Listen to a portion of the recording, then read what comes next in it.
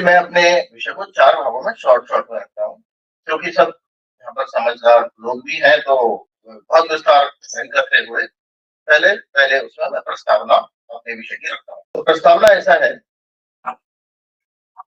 कि जो देश लाखों साल से अपनी जिस संस्कृति या जो यहाँ की प्रैक्टिसेस थी, जिसको कहते हैं परंपराएं थी, जिसको बोल सकते हैं, उसमें तो प्रदूषण का कोई विषय नहीं आया। 300 साल के पहले ये क्यों आने लगा, ये एक पहला प्रश्न। तो 300 साल के बाद ऐसा क्या हो गया? तो जिस भारत के अंदर कभी किसी चीज की जरूरत ही नहीं थी, कोई कचरे के पार नहीं थे, कोई पेड़ों की कमी नहीं थी, सब कुछ था, तो कैसे हो गया? अब दूसरा विषय कि आज से 500 साल, 400 साल, 300 साल पहले एक राजस्थान की महिला हमारे जोधपुर के पास, वो केवल पेड़ों को कटने से बचाने के लिए अपने अपने परिवार के, अपने गांव के 363 लोगों का बलिदान क्यों? उस समय कौन सा पेड़ों की कमी थी रखने? और विश्व के इतिहास में ऐसा कोई उदाहरण नहीं होगा कि पेड़ों के लिए बलिदान किया। आंदोलन हो सकता है, जागरूकता हो सकती है, लेकिन बलिदान होना, पूरे गांव के गांव का बलिदान होना, उस समय कौन से पेड़ों की कमी थी? लेकिन एक गुरु ने अपने परंपरा में कह दिया, सिर साठे रूप बचे तो भी सस्तो जाओ। ये इस देश की संस्कृति थी। पेड़ बचाने की बात नहीं, पेड़ को जब प्राणों से भी ज्यादा माना जाता है, तब वो संस्कृति बचाने का काम करती है, और वो किसी नियम कानून से नहीं। अच्छा, मैं बताओ, वो कौन सी यूनिवर्सिटी में पढ़ी? उसमें तो जोधपुर यूनिवर्सिटी नहीं होगी मेरे ख्याल। किस स्कूल में डिग्री में उसने पीएचडी किया होगा? उसको क्यों पता चला कि ये पेड़ काटने से जान चले जाए, लेकिन पेड़ नहीं कटाते?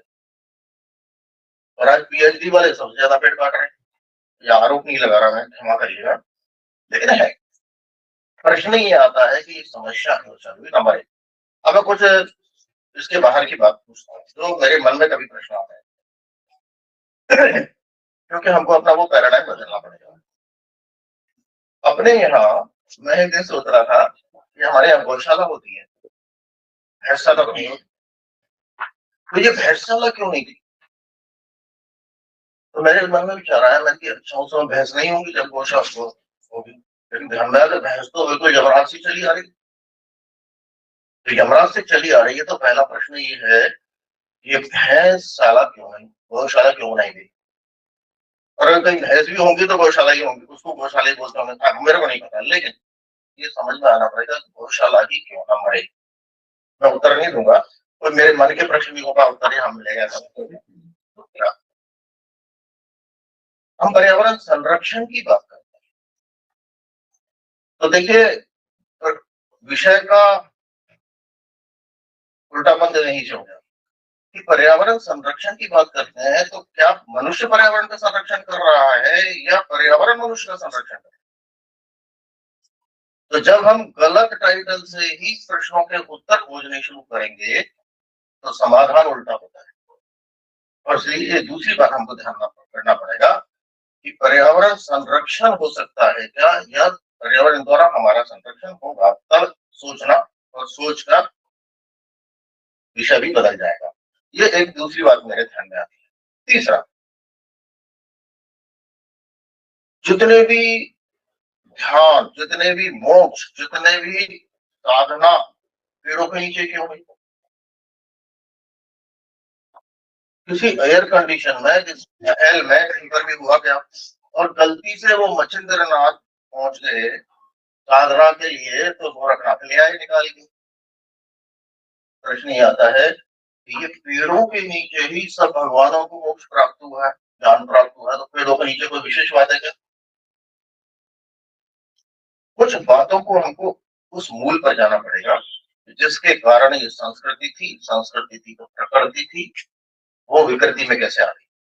ये मेरी प्रस्तावना का मूल बिंदु है, और इसलिए हमारा चिंतन यहाँ से शुरू होता है कि 300 साल पहले जब इंडस्ट्रियलाइजेशन होता है, उनके पहले सब ठीक था, लेकिन विकास, और इसलिए हम विकास की एक दिशा में बढ़े, तो सबसे पहले इंडस्ट्रियलाइजेशन हो गया, औद्योगिक क्रांति। तो श्वेत क्रांति आ गई, ग्रीन क्रांति आ गई, पता नहीं कौन कौन सी क्रांति, डिजिटल क्रांति शुरू हो गई, और अब एआई क्रांति शुरू हो गई। तो हम विकास की एक उस दिशा में जा रहे हैं, और उस औद्योगिक क्रांति का दुष्प्रभाव जो रहा, जो आज सब समस्याओं का जड़ है, कि उसके कारण कंजम्पशन बढ़ा, कंजम्पशन के कारण प्रोडक्शन बढ़ा, प्रोडक्शन के कारण मनुष्य का स्वभाव बदला, लाइफस्टाइल बदल गई, और एक व्यक्ति को कितना चाहिए। इसलिए जिस देश के अंदर अब बात आती है कि जो संस्कृति क्या थी हमारी, तो संस्कृति की सेन तक तेन बुद्धिता, ईशावास्यम इदम सर्वम। ये सोच ऐसे कैसे हो गया कि मेरे पास मेरे वार्डरोब में कितना सामान खड़ा है, वो तेन तक तेन बुद्धिता तो नहीं है, पहला। और इसलिए हम यहाँ से आते हैं कि हमको जब पर्यावरण के बारे में विचार करना पड़ेगा, तो दो शब्दों के बारे में विचार करना चाहिए। पहला है वातावरण, दूसरा है पर्यावरण। तो दोनों में क्या अंतर है, यहाँ से शुरू करते हैं। और जब हम पर्यावरण और वातावरण की बात करते हैं, तो आज का जो विषय मूल है उस पर आकर तो दो भागों में बैठेंगे, मानव और पर्यावरण, ये दोनों क्या है। ठीक है, तो मानव को समझना पड़ेगा और फिर पर्यावरण को समझना पड़ेगा। और कभी हो सकता था कि पर्यावरण के कारण मानव था, लेकिन अब मानव के कारण पर्यावरण खत्म हो गया। अब बात ये आती है, मैं कुछ इंटरेस्टिंग फैक्ट बाद में दूंगा, पहले हम एक बात पर आ जाते हैं कि ये मानव क्या है। क्योंकि यहाँ सब बैठे हैं तो बहुत ज्यादा गहराई में नहीं जाना, लेकिन मैं केवल समझाने के लिए, कुलदीप जी मेरे बगल में बैठे हैं, इसलिए मैं यहीं से इनसे ही शुरू करता हूँ। कुलदीप जी बैठे हैं और मैं यहाँ पर बैठा हूँ, मैं कुलदीप जी से ये कह रहा हूँ कि ये मेरे हाथ लगाए, मैं यानी गोपाल मेरे हाथ लगाएंगे, तो मेरे हाथ लगाइए कुलदीप जी। तो इन्होंने लगाओ, तो देखिए इन्होंने मेरे हाथ लगाए, इन्होंने मेरे कंधे के हाथ लगाया है। जिसके कंधे के, मैं यानी गोपाल यानी मेरे कंधे के हाथ, मेरे हाथ लगाओ, तो मेरा कंधा है, तो मेरा कंधा ये है, तो मैं कौन हूँ फिर, तो ये मेरा शरीर है। तो मैं, शरीर मेरा है, तो मैं कौन है, नहीं मैं गोपाल हूँ। तो ये गोपाल है, तो जिसका नाम ये गोपाल है वो कौन है, तो ये मानव है। तो ये मानव है यानी कौन है, शरीर का नाम मानव है क्या। जब हमको यही नहीं पता मैं कौन हूँ और मैं मेरे में लगा हुआ हूँ, यात्रा की गड़बड़ी यहीं से शुरू होती है। और इसलिए हमारा चिंतन यहाँ से शुरू होगा कि ये मैं कौन है मानव, जिसको वो शरीर मान रहा है, नाम मान रहा है, आइडेंटिटी मान रहा है, व्यक्ति मान रहा है, जो भी है, क्या करना पड़ेगा कि ये मानव क्या है। और मानव को यदि प्रकृति से, इसलिए पंचभागों की यानी मानव, पूरा शरीर यानी मानव, तो मन बुद्धि आत्मा चित्त जो भी कहेंगे वो एक विषय आता है, इस सबको मानव माना गया है। तो ये मनुष्य कौन है, इस पर जो हमारे बड़े लोगों ने चिंतन किया, उनको उसके मूल में जाना पड़ेगा। जब हमने मनुष्य को शरीर मान लिया, तो फिर हम भौतिकता में बढ़े। और इसलिए वो जो वातावरण और पर्यावरण की बात आती है, तो ये वातावरण मनुष्य के अंदर का है, जिसको सॉफ्टवेयर, और इसलिए उसको समझने के लिए कि मनुष्य के अंदर के उस वातावरण को, यानी उस चित्त की प्रकृति जहां पूरा ध्यान है हमारा, इसलिए उसको जब तक ठीक नहीं करेंगे, बाहर का पर्यावरण ठीक नहीं हो सकता। और इसलिए अंदर का वातावरण और बाहर का पर्यावरण ठीक करने की आवश्यकता, दोनों पर। इसलिए अंदर का प्रदूषण ठीक नहीं हुआ, बाहर का पर्यावरण ठीक नहीं हो सकता। इस पर थोड़ा सा विचार करना पड़ेगा, ये एक बिंदु है चर्चा का, बाकी हम सब आगे करेंगे। नंबर 2, पर्यावरण क्या है। तो क्या पर्यावरण हवा है, पानी है, वायु है, तो ये विचार करना पड़ेगा कि पर्यावरण क्या है। तो पर्यावरण करने के लिए हमको हमारे शास्त्रों में कई सारी बातें कही है, और फिर पर्यावरण समझना पड़ेगा, है ना। तो पर्यावरण के बारे में विचार करेंगे, तो एक पर्यावरण का मतलब 5 है। मतलब अगर मोटी मोटी बात समझे, जल, जमीन, जंगल, जानवर, जल, यही प्रकृति के विकास का कारण था। जल था, थल था, जंगल हो गया, जानवर हो गए, इंसान है, अंतिम मैं ये स्नातन था। लेकिन एक इंटरेस्टिंग बात बताता हूँ, कि इस पूरे पर्यावरण में इन 5 जय में ये इंसान कितना इंसान का प्रतिशत केवल 0.01%, 99.99 बाकी फर्क। लेकिन इस प्रकृति को सबसे ज्यादा खतरा या प्रदूषण कर रहा है तो कौन कर रहा है? तो 99.99 में कोई खतरा नहीं है, केवल और केवल 0.01% ये इंसान ही पर्यावरण को खत्म करने के लिए चला है। अगर कोई हो तो मैंने बहुत जगह पूछा कि कौन है, तो कोई ऐसी वनस्पति, कोई पक्षी, कोई पशु, कोई जानवर पूरी प्रकृति में ऐसा नहीं है कि जो पर्यावरण के विरुद्ध यानी कुदरत के कानून के विरुद्ध चलता है, केवल इस इंसान का। लेकिन दूसरी अच्छी बात क्या है कि प्रकृति को सुधारने के लिए हमें 99.99 को तो बात ही नहीं करनी, वो रखेगी है। और इसलिए केवल और केवल हमको अपना प्रयास करना है, तो इस 0.01% तक, इसलिए इतना सही काम ज्यादा नहीं। तो एक सकारात्मक दृष्टि ये भी होती है कि ज्यादा करने की आवश्यकता नहीं है, केवल 0.01 है। लेकिन दूसरा प्रश्न आता है कि सबसे ज्यादा कठिन ही है, कठिन भी है, कठिन भी है। तो ये 0.01% पर काम करने का मतलब क्या है, ये विचार करने का। और इसलिए प्रकृति को ठीक करना है तो इस मनुष्य के वातावरण को यानी अंतर की मानसिकता को ठीक करना पड़ेगा। कि प्रकृति के बारे में जब बात करते हैं तो दो तीन उसके सिद्धांत की बात करेंगे, तब हम उसके बाद आगे बढ़ेंगे, है ना। सिद्धांत क्या है? पर्यावरण मीन्स व्हाट? तो जो हमारे पास बताया गया कि पर्यावरण यानी एनवायरमेंट, उसको अंग्रेजी में कहते हैं, जो भी है वो है सर्वस्पर्शी, सर्वव्यापी, सर्वमान्य है, सर्व समावेशी। अच्छी बात क्या है, मैं कुछ प्रश्न भी थोड़े कर सकता हूँ तो अच्छा रहेगा। तो सर्वस्पर्शी, सर्वव्यापी, सर्वमान्य है, यानी अगर माना पाकिस्तान में ऑक्सीजन चाहिए तो हिंदुस्तान में भी चाहिए, तो अमेरिका में चाहिए, तो सर्वस्पर्शी है, सर्वव्यापी है, सर्वमान्य है। अच्छी बात क्या है? सर्वसमावेशी है। इसलिए छोटे से बच्चे से लेकर बड़े तक, पढ़े लिखे से तक, गरीब से अमीर तक, हर एक के लिए इसकी आवश्यकता है। और इसलिए कोई ये नहीं सोच सकता हमें जरूरत नहीं है। तो देखिए, एक छोटा विषय मैं सब जगह बताता भी हूँ, हमारे भी समझने के लिए। एक छोटा बच्चा जब पैदा होता है या मनुष्य जब पैदा होता है, ये इंसान का पहला काम क्या होता है? जब इंसान पैदा होता है तो सबसे पहला काम क्या करता है? मुझे बाकी पता नहीं है, लेकिन रोता है। गाय का बछड़ा रोता है क्या? तो पता नहीं चल रहा होगा शायद, क्या हो सकता है? तो ध्यान नहीं दिया है ना। बकरी बच्चे इनके कोई रोता है क्या? नहीं रोता है। ये रोज नहीं, तो नहीं रोता होगा। मैंने रोने के पीछे क्या बात कर रहे थे, वो रोता इसलिए है उसको स्वाद लेना है, और नहीं रो तो रुलवाते हैं। दैट्स व्हाई पहली इनहेलिंग यदि 30 सेकंड से ज्यादा लग गई तो उसका मेंटली ब्रेन में ऑक्सीजन नहीं पहुंचेगी। सीधी सी बात है। पहला काम इंसान का श्वास लेने का, और अंतिम काम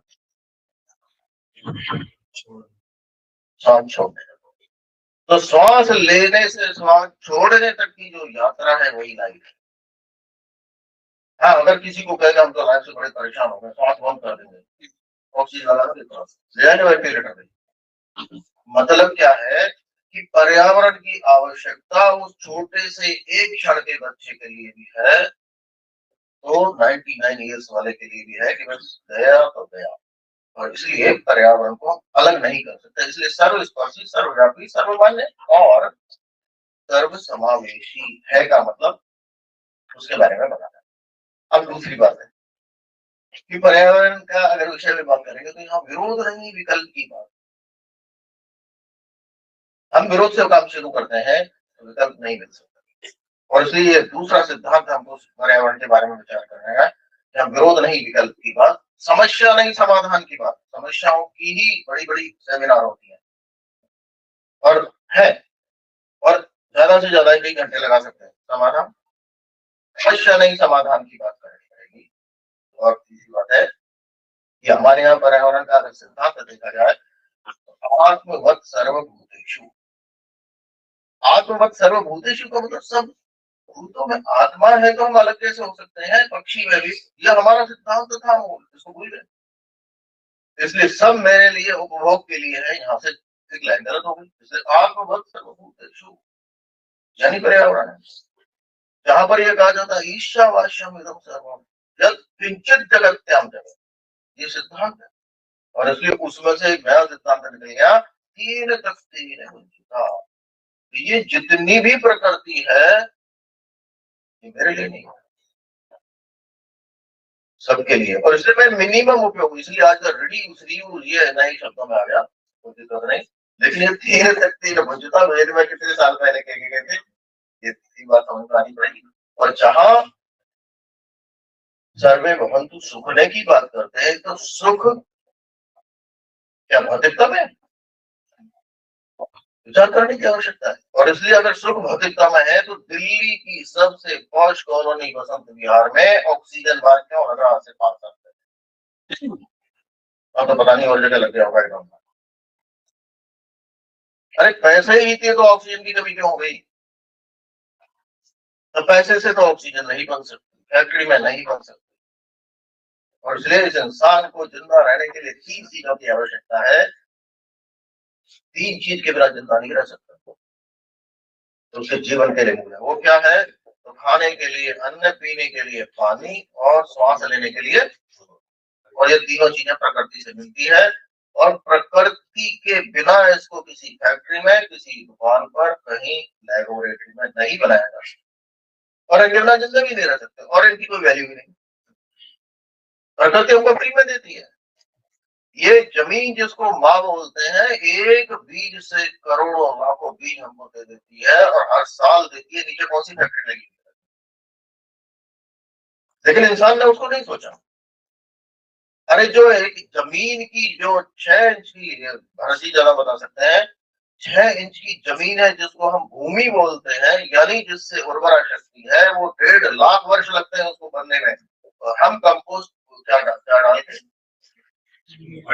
फर्टिलाइजर डाल डाल के उसकी मृत्यु कर रहे हैं। तो पृथ्वी की मृत्यु करने का काम ये इंसान ही करता है अपनी उपभोगिता के कारण। इसलिए हमको विचार करना पड़ेगा कि हमको समग्रता में विचार करना। और इसलिए हमने सोचा कि सर्वे भवन्तु सुखने की बात करने वाला चींटी को दाना डालता है।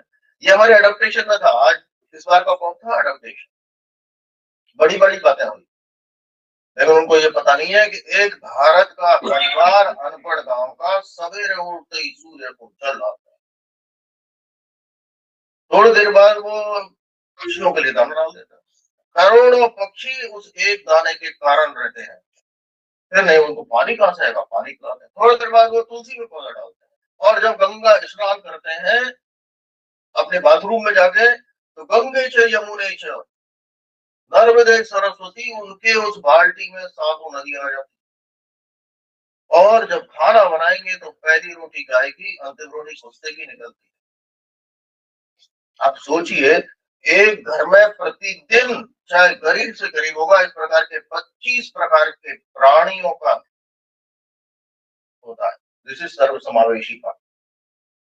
क्या हमको ये ध्यान में आता है क्या कि जिस संस्कृति में, जहां पर प्रैक्टिस में डेली का ये हो, और इसके लिए कोई बजट नहीं मिलता है, इसके लिए कोई कानून नहीं बने हुए हैं। अगर घर पे कोई आ जाता है तो उसको खाना देना ही चाहिए, ये अंदर से आता है। और जब एक छोटे से बच्चे को लेकर मंदिर में कहीं जाते हैं तो उसके हाथ में 1 रुपए का सिक्का होता है, डाल तू। अरे बच्चे को क्यों डलवा रहे हो जी आप? वो बिल्कुल 1 साल का है, इतना ना इसको डालने की आदत पड़नी चाहिए। ये जो संस्कारों की जो हमारी संस्कृति थी, उसके कारण हमको विचार करना पड़ेगा। और तभी इस देश के अंदर, और ये अच्छी बात हुई, आपको पता है पर्यावरण का एक मंत्र है। पर्यावरण का क्या कहेंगे? वो सृष्टि का मंत्र बोले, देव शांति अंतरिक्ष शांति, पृथ्वी शांति, वनस्पति, अरे सब शांति है। आप सोचिए इस संस्कृति की महानता, कल्पना करिए। और आप सब लोगों ने उसको देखा होगा। तो क्या हुआ कि वो हमने पर्यावरण में अपना एक पहला मंत्र जो है किससे शुरू करें। फायदा भी क्या हुआ, पिछले कॉप में हमारे कुछ कार्यकर्ता गए और उन्होंने इसको अंग्रेजी में लिख दिया, अंग्रेजी में उसको लगा के चारों तरफ, ये this is what, this is environment prayer. Environment prayer क्या है? उन्होंने पढ़ी, सब शांति, अरे ये बहुत अच्छी है। और ये तो पूरे वर्ल्ड की एनवायरमेंट प्रेयर हो सकती है क्या? ये स्वाभिमान इस देश के अंदर जागृत हो सकता है क्या? कि हमारा देव शांति, अंतरिक्ष में शांति हमारा नहीं है। देव का मतलब तो पूरा विश्व का देव है, हमारा नहीं है। दूसरी बात, इस शांति में एक दिन मैंने पूछा हमारे कार्यकर्ता कितनी बार शांति आता है शांति में, तो कभी ध्यान भी नहीं दिया। गिनती की तो 13-14 बार आता है, बट इतनी बार शांति बोलने की क्या जरूरत थी? पहली बात देव शांति, अंतरिक्ष में, वनस्पति, अरे वनस्पति और औषधि शांति, अरे भाई वनस्पति औषधि कर देते, लेकिन चलो विद्वान हो, बड़े लोगों ने ये 13-14 बार शांति है, लेकिन इसमें एक शब्द आता है शांति रेव शांति। मतलब अरे बाकी तो सब में शांति कर लो, लेकिन शांति में शांति देखने वाली जो संस्कृति हो, उससे ही विश्व कल्याण होगा। इसलिए पर्यावरण को जब हम देखेंगे तो उस वास्ट रूप में देखना पड़ेगा कि यदि इस विश्व कल्याण की बात करेंगे, मानवता की बात करेंगे, मानवता को छोड़ो पूरे सृष्टि को बचाने की बात करेंगे, वह है देव शांति, शांति रेव शांति। तो जो शांति में भी शांति चाहते हैं, वो क्या संस्कृति हो सकती है? ये है हमारी संस्कृति का मूल। और इसलिए जब पर्यावरण के बारे में विचार करते हैं तो कई बार हम पेड़, पानी, पॉलिथीन, स्वच्छता, कचरे में पड़ जाते हैं। कृपया हमको इस विचार को सोचना पड़ेगा। और इसलिए जब पर्यावरण और मानव की बात करते हैं तो उसमें हमको इस बात पर आना पड़ेगा कि हमारा विमर्श क्या है, क्योंकि यहाँ तक तो समस्या ही समस्या है, समाधान क्या है? तो समस्या है ग्रीन से हरित की कार यात्रा। यहाँ से मैं अपनी बात शुरू करूँ, तो ये तो सब आप हम सब जानते हैं, मैंने उसको थोड़ा सा अपने शब्दों में बोल दिया, इतना ही है। लेकिन ये हरित क्या है? और आज पूरा विश्व ग्रीन की तरफ भाग रहा है, और इसलिए मैं ये बताना चाहूंगा ये हरित और ग्रीन का नैरेटिव हमको पूरे विश्व में खड़ा करना पड़ेगा। इस बार भी कुछ लोग हमारे टॉक में गए थे, वहां पर उन्होंने हरित बताया, और हरित केवल शब्द नहीं है, हरित इस देश का सिद्धांत है, वो है होलिस्टिक एक्शन फॉर रिस्टोरिंग या revitalising of indigenous techniques. Green का मतलब होता है ग्रीड की तरफ जाना, हरित का मतलब हरि की तरफ यात्रा करना। और इसलिए ये विमर्श समाज के सामने रखना पड़ेगा। एसडीजी गोल की तरफ जाते हैं, ग्रीन ग्रीन कहते हैं हमारे दिमाग में एसडीजी गोल। मैं इसलिए बताना चाहता हूँ भारत और इंडिया में जो एक शब्द का फर्क है, वो शब्द नहीं है। भारत कहते ही अंग्रेज ध्यान में आते हैं, गुलामी ध्यान में आती है। भारत कहते ही देश में कुछ नहीं था, हम गरीब थे, गुलाम थे। लेकिन जैसे ही हम भारत की बात कहते हैं तो भारत कहते ही हमको भारत ध्यान में आता है, इस देश का गौरव ध्यान में आता है, इतिहास ध्यान में आता है, एक स्वाभिमान पैदा होता है। शब्द नहीं है वो। तो कई बार इंडिया भारत के शब्द के बारे में हम करते हैं, ठीक इसी प्रकार हम जब ग्रीन और हरित की बात करते हैं तो ग्रीन कहते ग्रीन, ग्रीन कहते एसडीजी गोल्स, ग्रीन कहते मेरे लिए, ग्रीन कहते एग्जिस्टेंस, ग्रीन कहते डेवलपमेंट। विचार करना पड़ेगा कि ग्रीन की तरफ जा रहे हैं तो इस विमर्श को पूरे समाज में समाधान की तरह ले जाना पड़ेगा और विचार से ले जाना पड़ेगा। ये आइडियोलॉजी की बात है। पर्यावरण केवल और केवल वो आइडियोलॉजी को एक्शन में लाने का जो हमारे यहाँ परंपरा से चला रहा है वो ये है। मैं बस उसको बात करके पूरा करता हूँ कि जैसे ही हम ग्रीन और उसकी बात करते हैं, गोल्स की बात करते हैं, एक्शंस की बात, और इसलिए हमको हरित से सरित की तरफ जाना पड़ेगा। हरित का मतलब होलिस्टिक एक्शन है, और ये होलिस्टिक एक्शन ही सस्टेनेबल एक्शन है। और इसलिए हरित कहते ही होलिस्टिक एक्शन है, और होलिस्टिक एक्शन ही सस्टेनेबल होंगे, यानी तेल करते हैं बंजेगा। मेरे को कितना उपभोग करना चाहिए, ये इसमें से एक्शंस में से आता है। और इसलिए ये कहते ही ध्यान रखना है, संरक्षण करेंगे कि संवर्धन करेंगे। अब हम दोनों का कंपेरिजन कर रहे हैं। जहाँ क्षणिक विचार होता है ग्रीन में, वहां चिरंतन का विकास होता है। मेरे को जितना मिल जाए और ज्यादा से ज्यादा मिल जाए मेरा सुख, वहां चिरंतन नहीं, कम से कम और के लिए। यहाँ उपभोग की बात होती है, वहां उपयोग की बात, वहां शोषण की बात होती है, यहाँ दोहन की बात होती है। जितनी आवश्यकता उतना लेंगे, या न्यूनतम तेन तक वहां अधिकतम। और इसलिए वहां पर यह है कि जितना ज्यादा कंजम्पशन उतना ज्यादा बड़ा। ऐसे ही मेरी किसी से बात हुई कि हमको बिजली कम है। क्या बात करते हो, बिजली कम होगी तो हम विकसित देशों में आए भी सकते। क्यों? बिजली का कंजम्पशन हमारी डेवलपमेंट को, ग्रोथ को बताता है। और इसलिए use, miss use, over use जो मर्जी आए करते जाओ, ये है। और इसलिए जब सोच रहे विचार, यहाँ पर बचत जो करता है वो बड़ा होता है, वहाँ खपत करने वाला बड़ा होता है। इसलिए कितना टर्नओवर है, कितना खर्च है, तो जो जितना बड़ा ज्यादा खर्च करने वाला उतना बड़ा है। यहाँ पर बड़ा कौन है? जो न्यूनतम करता है। इसलिए यहाँ बचत, ये बात आती है। वहां भौतिक सुखों की बात होती है, नैतिक सुख को सुख माना, एग्जिस्टेंस को एग्जिस्टेंस की बात है। और पर्यावरण के साथ एग्जिस्टेंस करना है, इसलिए हमको ये वो करना करते जाना है। वहां पर क्या है? यहाँ पर वो एग्जिस्टेंस, एक दूसरे के साथ पूरक रहते हुए कैसे हम काम कर सकते हैं, ये बात है। वहां पर सहानुभूति की बात होती है, समानानुभूति की बात करते हैं, एम्पैथी नहीं, एम्पैथी की बात करें। ऐसे बहुत सारे विषय हो सकते हैं कि जिसको हम एक नैरेटिव विषय में लाना है कि हमको हर एक एक्शन, हर एक घर, हर एक ऑफिस, हर एक जीवनचर्या, हर एक दुकान, हर एक कॉलोनी, हर एक गांव हो सकता है क्या? हर एक गांव का मतलब होलिस्टिक एक्शन।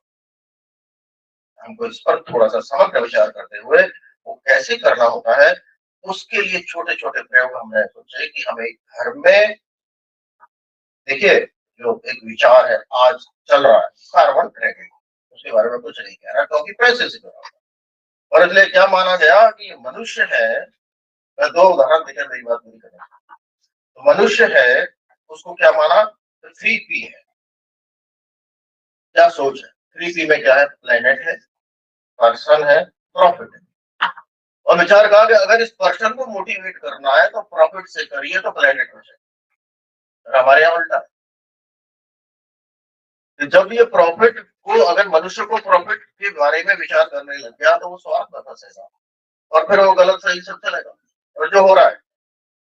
लेकिन मैं आपको साक्षात दो उदाहरण देकर बताना चाहता हूँ कि हमने जो इस बार का कुंभ था वो कुंभ नहीं था, महाकुंभ था। और महाकुंभ में भी अब तक का सबसे बड़ा, आपको पता है, वहां एक छोटा सा प्रयोग हुआ और वो छोटा सा प्रयोग आज विश्व का सबसे बड़ी केस स्टडी बन रही है। वो प्रयोग था एक थैला एक थाली। और उसे एक थैला एक थाली की इंटरेस्टिंग बात है कि जीरो बजट, और जीरो बजट में वहां इस कुंभ का 80% सॉलिड, जो क्या बोलते हैं, डिस्पोजेबल, कम हो गया, स्वच्छ हो गया। और स्वच्छ ही नहीं हुआ, आज पूरे देश में लगभग 1000 से ज्यादा बर्तन बैंक चालू हो गई कि जो कहते हैं ये तो अगर हमारा स्टील की प्लेट और इससे होता है तो हम यहाँ पर डिस्पोजेबल काय को यूज करेंगे कि स्टील की प्लेट लेंगे, कई सालों तक चलेगी। और हर आश्रम अब उन प्लेटों का यूज कर रहा है। क्या था वो? इस समाज में समाज की भावना को, अपनी संस्कृति को हमने उजागर किया। और क्या किया? जन जन में कुंभ, घर घर में कुंभ, कुंभ में कुंभ, जन जन में कुंभ। यानी इतना अवेयर किया कि देखो हम जा रहे हैं तीर्थ राज में, जा रहे हैं पवित्र गंगा माँ को गंदा नहीं करेंगे। और इसलिए गंदगी लेके नहीं जाएंगे, ले जाएंगे तो डालेंगे नहीं, और डालेंगे तो कचरा दान बना। और इसलिए वहां पर जाने वाले लोगों को ये जन जन में कुंभ यानी अवेयरनेस 100%। वो दूसरा, घर घर में जो नहीं जाएगा वो क्या होगा? तो एक थैला एक थाली दे दी।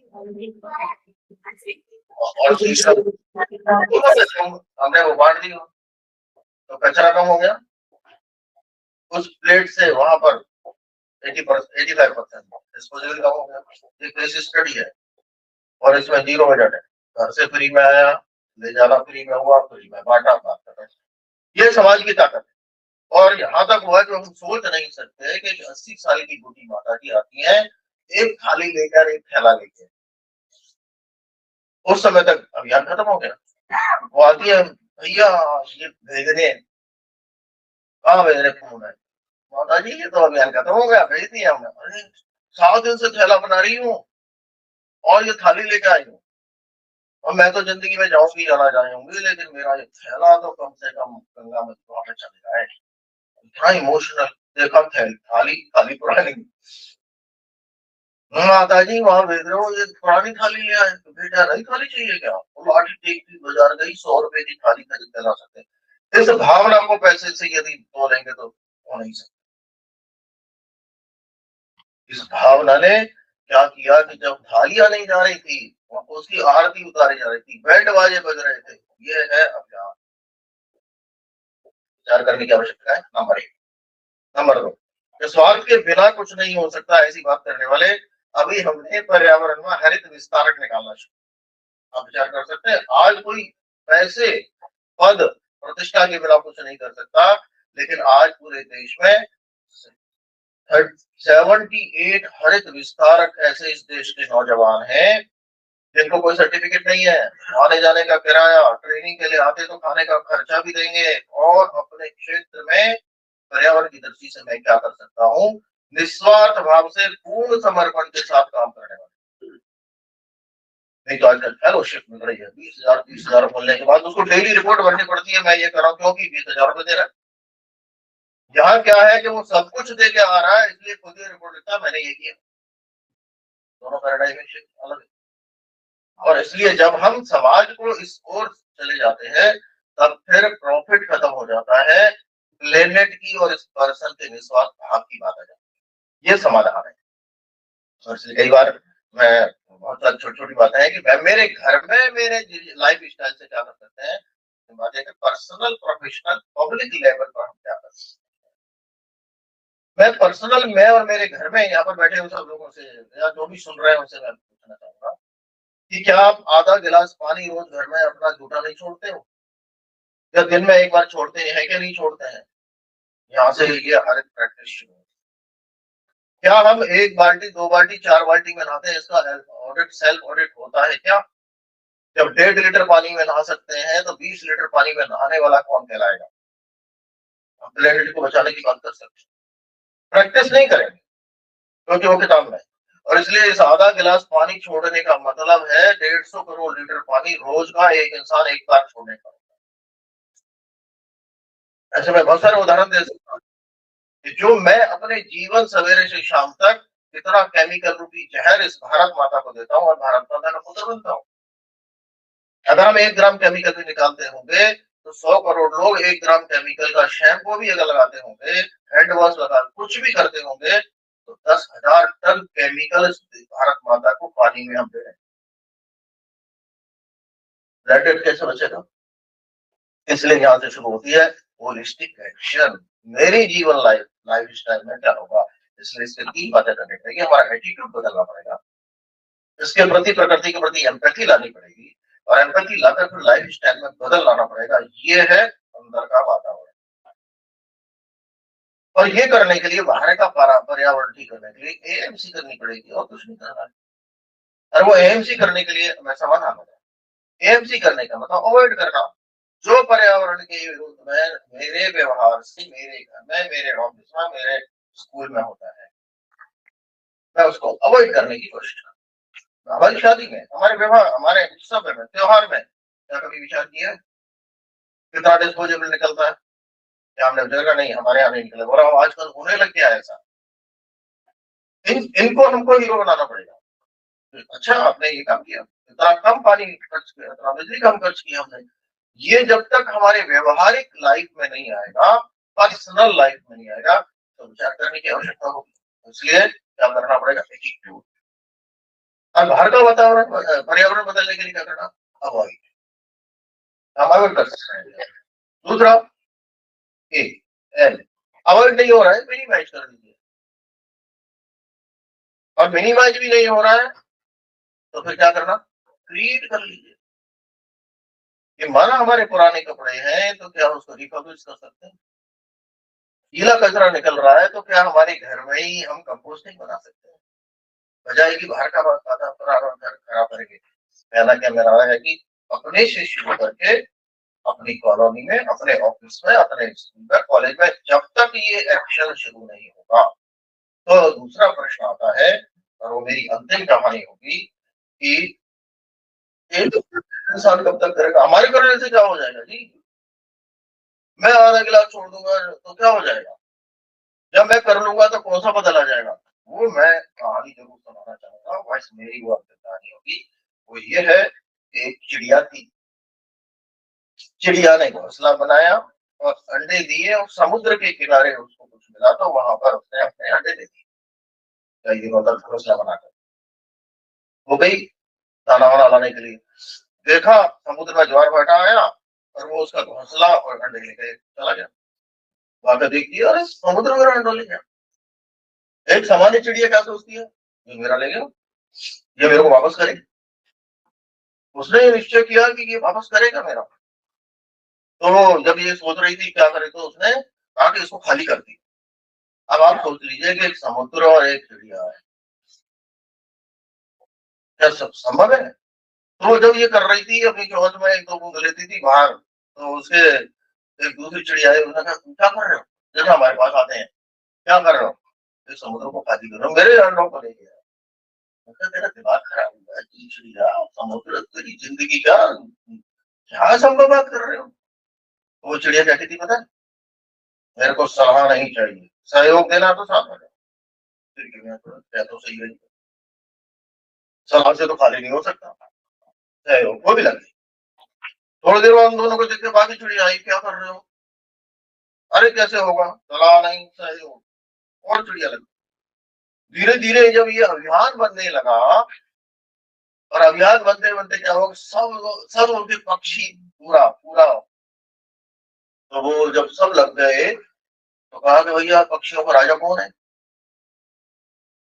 तो पक्षी राज गरुड़। तो गरुड़ के पास पहुंचे, भैया तुम्हारी पूरी कम्युनिटी लगी हुई है, तुम लगे हो काय के लिए? तो वो चिड़िया का हौसला लौटाने के लिए समुद्र को कह दिमाग खराब हुआ है,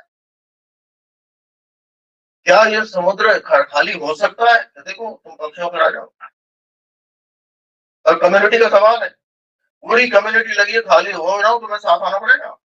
बात तो सही है भाई।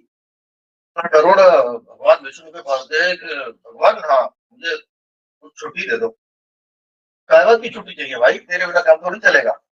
नहीं नहीं, मैं ना वहां जा रहा हूँ। कहाँ जा रहे हो? तो वो समुद्र को खाली करने। तो विष्णु भगवान ने भी कहा तेरा दिमाग खराब हुआ है, तुम चिड़िया ये वो कर सकते हो? महाराज सलाह नहीं सहयोग की आवश्यकता है। भगवान ने सोचा कि बात तो ठीक ही कह रहा है, तो चलो मैं तुम्हारा सहयोग करता हूँ। भगवान चले आए, समुद्र को कहा दे, नहीं तो तुरंत अंडे आ गए। एक चिड़िया ये कर सकती है, ध्यान कर ले। हम कभी सोचते हैं हम क्या कर सकते हैं, तो हम कहेंगे सलाह नहीं सहयोग। और जो सहयोग क्या है, मेरे घर को हरित घर बना सकता हूँ क्या? एक चिड़िया का इतना बहुत है, और जब ऐसे घर बनने लग जाएंगे तो मैं आपको पूरे देश में ऐसे बहुत घर बना सकता हूँ जहां से 17 वर्ष 20 वर्ष से कचरा ही भर नहीं गया, म्यूनिसिपलिटी बंद हो जाएगी। लेकिन हो गया, धीरे धीरे जब तक ये एक चिड़िया अपना प्रयास करती है, वहां से सलाह नहीं सहयोग से ही इस देश में परिवर्तन आएगा, आ रहा है, आगे रहेगा, ऐसा पूरा विश्वास है, क्योंकि हमारी संस्कृति ही पर्यावरण की सबसे ज्यादा प्रेमी। और इसी में से कभी किसी को निराशा है तो मेरी इस कहानी को चिड़िया को बोले, कह देना भाई साहब ठीक ही आप जो कह रहे हो, लेकिन सलाह नहीं, सहयोग क्या कर सकते हैं, केवल इतना ही कर लो कि आधा गिलास नहीं छोड़ोगे, आधा गिलास लोगे या आधा गिलास दोगे तो आपने 150 करोड़ लीटर का इंश्योरेंस करा, एक पेड़ लगा लिया, इसका मतलब 7 पीढ़ी का आपने इंश्योरेंस करा लिया ऑक्सीजन का, और क्या चाहिए? ये होता है क्या? लेकिन इस पर सेमिनार हो जाएंगी, इस पर आंदोलन हो जाएंगे। 25 साल से हमारे एक मित्र मिले हमको, कहा कि मैं पर्यावरण का एक्टिविस्ट हूँ, बहुत बढ़िया, हम पेड़ जहाँ कटते हैं वहाँ आंदोलन करें, बहुत बड़ी बात है। आपसे लगाए कितने? नहीं नहीं, लगाना हमारा काम है। तो फिर क्या आंदोलन कर रहे हैं 25 साल से, बहुत अच्छा है, वो भी आवश्यक है। पेड़ कितने लगे? और इसलिए कटने ठीक है नहीं चाहिए, लेकिन लगने भी तो चाहिए। इसलिए संरक्षण और संवर्धन दोनों की ओर बढ़ना, मुझे लगता है कि हम एक बड़े परिप्रेक्ष्य में, और चूंकि संघ ने भी अभी पंच परिवर्तन में 5 परिवर्तन जो हमको ध्यान में होगा, कुटुंब प्रबोधन, कुटुंब के अंदर संस्कार, कुटुंब टूट रहे, अगली पीढ़ी कहाँ जाएगी? सामाजिक समरसता, समाज में समरसता नहीं आएगी तो संभाव नहीं आएगा। पर्यावरण संरक्षण, अगर पर्यावरण का संरक्षण पूरा समाज नहीं करेगा तो काम नहीं चलेगा। व्यक्ति से शुरू होगा, स्वयं का बोध क्या ये है कि मेरा देश महान था, और नागरिक कर्तव्य, मेरा नागरिक कर्तव्य ये है कि जब मैं एयरपोर्ट के अंदर रहता हूँ तो कचरा मेरे जेब में रहता है, और मेरा नागरिक कर्तव्य वो कहाँ चला जाता है कि एयरपोर्ट के बाहर आते ही वो मैंने कचरा बाहर डाल दिया। ये सोचने की बात है। इसलिए ये 5 परिवर्तन में पर्यावरण भी एक प्रमुखता से लिया गया है। इसका मतलब है अपने देश को नहीं, मानव को नहीं, पूरे विश्व को, सृष्टि को इस बात की आज प्राथमिकता के साथ आवश्यकता है। इसलिए ये गतिविधि भी संघ द्वारा इसलिए चलाई गई कि हम समाज में इस विषय को कैसे जीवन रचना में लेके जाए, जीवन शैली में कैसे ला सकते हैं, ताकि तो शोध और ये चल रहे हैं। मैं सोचता हूँ मैं थोड़ा लंबा बोला क्योंकि विषय ही ऐसा है कि मैं रोक नहीं सकता था, लेकिन सबको नमस्कार, धन्यवाद, और मैं धन्यवाद दूंगा कि मुझे यहाँ बुलाया और पर्यावरण पर ऐसा विषय का प्रबोधन यहाँ हुआ है। आपका बहुत बहुत आभार। आपने बहुत ही सरल शब्दों में जीवन शैली में छोटे छोटे बदलाव लाकर किस तरह हम अपने दायित्वों को, पर्यावरण के प्रति अपने दायित्वों को पूरा कर सकते हैं और एक बेहतर भविष्य हमारे आने वाली पीढ़ियों के लिए तैयार कर सकते हैं। हमारा समाज, हमारे पुरखे, हमारे पूर्वज हमारी संस्कृति में हमेशा इस बात की चिंता करते थे कि आगे आने वाली 3, 4, 5, 10 पीढ़ी का क्या होगा। अब ये चिंता होने लगी है कि भाई बाकी की चिंता छोड़ो, आज कितना बेनिफिट है, कितनी लग्जरी है, कितनी कंफर्ट मिल सकती है, कल मेरा ही नुकसान होगा तो देखा जाएगा, लेकिन आज की मुझे कंफर्ट, वो आने वाली पीढ़ियों का तो उन्होंने छोड़ दिया। वो अपने ही बुढ़ापे की चिंता नहीं कर रहे हैं, अपने ही जिसको कहना चाहिए मिडिल एज की चिंता नहीं कर रहे हैं युवक, वैसे आज ही कंजम्पशन करना चाह रहे हैं। और ये बदलाव आया क्योंकि जो हमारे यहाँ एक ऑब्सेशन लगाया गया कि भाई ग्रोथ होनी चाहिए, और वो ग्रोथ के साथ कंजम्पशन को जोड़ दिया गया। और पुराने जमाने में जो वेल्थ का कॉन्सेप्ट था, वो वेल्थ का कॉन्सेप्ट भी नेचर के साथ जुड़ा था कि आपके पास जमीन कितनी है, उपजाऊ कितनी है, उसमें पानी कितना है, आपके पास गाय कितनी है, आपके पास हाथी कितने हैं, घोड़े कितने हैं। तो वेल्थ भी क्या थी, प्रकृति की थी।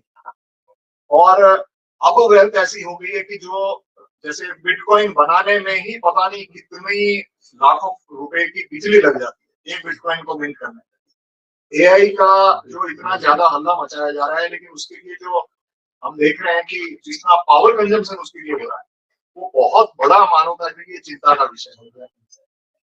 तो हम धीरे धीरे ऐसे वेल्थ के ऐसे मॉडल्स खड़े कर रहे हैं, वेल्थ के ऐसे क्राइटेरिया बना रहे हैं तो प्रकृति के लिए बहुत ज्यादा घातक होते जा रहे हैं। पहले ये था कि उनको बचाना, आपके आपके बगीचा कितना बड़ा है, उसमें पेड़ कितने लगे हैं और उन पेड़ों में फल कितने आते हैं, वो आपकी समृद्धि की निशानी होता है। अब हमारी समृद्धि की निशानी ही दूसरा बन गया है।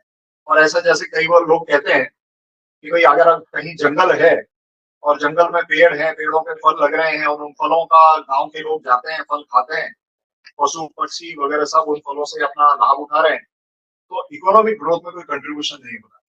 वही पेड़ काट दिए जाए, लकड़ी को बेच दिया जाए या और कुछ उसका कॉमर्शियल यूज किया जाए, तो इकोनॉमिक ग्रोथ में उसका कंट्रीब्यूशन होता है। तो ये जो ग्रोथ के हमने पैमाने बनाए और कंजम्पशन का और डिस्ट्रक्शन का जो पैमाना बनाया, उससे जो समस्याएं खड़ी हुई बहुत बड़ी समस्या है। और व्यक्तिगत आपने प्रयासों की बात की, बहुत महत्वपूर्ण है, छोटे छोटे प्रयास भी महत्वपूर्ण है, लेकिन इसके साथ साथ दूसरे ऐसे बहुत सारे हमारे सामने उदाहरण हैं। जैसे एक जीन्स पैंट के लिए कहते हैं कि एक जीन्स बनाने में पता नहीं कितने हजार लीटर पानी खर्च हो जाता है, एक कार को बनाने में पता नहीं कितने हजार कितने लाख लीटर पानी खर्च हो जाता है। तो ऐसे हजारों हमारे सामने जो जिनको ऐसे उत्पाद हैं जिनका हम आम जीवन में उपयोग करते हैं, और वह हम भूल जाते हैं कि इस एक उत्पाद के लिए, एक प्रोडक्ट के लिए इतना प्रकृति पे जोर पड़ा, बोझ पड़ा, भार पड़ा है, जितना शायद हम अपने अगले 10 जन्मों तक भी वापस पे नहीं कर पाएंगे प्रकृति। तो ऐसे उत्पादों का नेचर के प्रति कितना कॉस्ट, कितनी नेचर उसके पे कर रही है, वह भी हमें एक बनाना चाहिए और उसके अनुसार अपने जीवन शैली को हम बदलें कि हम जो सस्टेनेबल प्रोडक्ट्स हैं उस तरफ बढ़े और जो नॉन सस्टेनेबल प्रोडक्ट्स हैं वहां से हम दूर हटें। तो छोटा प्रयास और इस तरह के बड़े प्रयास, जीवन शैली में बदलाव लाना और अपनी लाइफ को हम अपने जीवन शैली को बदलाव करते हुए और जो एक ग्रोथ का है, तो ग्रोथ भी कैसी ग्रोथ हो, उसमें आपने भाई साहब ने बताया कि भाई खपत और बचत की भी उदाहरण दिया। तो वो कैसे प्रकृति के साथ सामंजस्य बनाते हुए हम आगे बढ़े। तो बहुत अच्छे विषय आए, बहुत अच्छा आपने हमें उस विषय का मार्गदर्शन किया। अब मैं आप सबके लिए इस टॉपिक को ओपन करता हूँ। नमस्कार। आपका जो ये अभी भाषण था, ये गागर में सागर था। ये मेरे हिसाब से एक मैनिफेस्टो आपने ऐसा बनाया जो पूरे विश्व के लिए, ये एक यूएन के लिए एनवायरनमेंट का एक चार्टर बनना चाहिए कि एक परिवार से लेके पूरे विश्व को हम कैसे ठीक करें। मैं आपको एक दो एग्जाम्पल देता हूँ। जब हम कश्मीर में थे, हम 90 में यहाँ आ गए कश्मीर के इस जेनोसाइड की वजह से, आतंकवाद की वजह से। 89 तक हमारे घर के दादाजी से लेके, वो अंग्रेजों को पढ़ाते थे दादाजी, लेकिन घर में हमारे संस्कार थे साबुन से हाथ नहीं धोते, हम मिट्टी से हाथ, सब जगह पहाड़ी से हम मिट्टी लाते थे 5-5, 6-6 किलो, और दिन में 3 बार हम मिट्टी से हाथ धोते थे। और मेरी दादी जब हम यहाँ आए, वो साथ में थी, वो 94 साल की, उम्र भर उन्होंने कभी साबुन से हाथ नहीं धोया था। तो हमने जब मिट्टी विट्टी लाई, तो हमको सबने बताया अब नल के बंद हो जाएंगे, यहाँ पर वो नल बंद हो जाएंगे। इनको भी फिर हमने आराम से उनको समझाया कि साबुन से हाथ धोना चाहिए। अभी मैं एक वायरल बिल टूर पर था यूएस में, 15 स्टेटों में गया, और मैंने जो ऑब्जर्व किया कि वहां खाना बनाता ही 60-70% people don't cook, or I can say that if they cook only boil some vegetables or boil something. Their cooking has stopped from 60s, थोड़ा थोड़ा, क्योंकि ये सारा इंडस्ट्रियलाइजेशन हो गया, सबको मतलब फुर्सत ही नहीं है, देयर इज नो टाइम, और अब आदत हो गई कि मतलब, और जो मैंने देखा unhealthy people in the world are in US. और सबसे ज्यादा मुझे लगता है कि हमने भारत के लोगों को ये एक काम लेना चाहिए कि उनको समझाना चाहिए कि भाई आप लोग खत्म हो रहे हो, क्योंकि एक एक 200-200 किलो आदमी है, क्योंकि मतलब खाना क्या है उनका, बर्गर, सैंडविच, और मतलब यही खाना है उनका। तो इसलिए हम भारत पर बहुत बड़ी जिम्मेवारी है। दिल्ली में हम लोग रहते हैं, यहाँ पे प्रदूषण की समस्या सभी को जानते हैं कि सांस लेना ऊपर हो रहा है, और भोजन और जल दो चीजें ऐसी है कि जो कि मनुष्य के, और हवा मनुष्य के सर्वाइवल के लिए बहुत जरूरी है।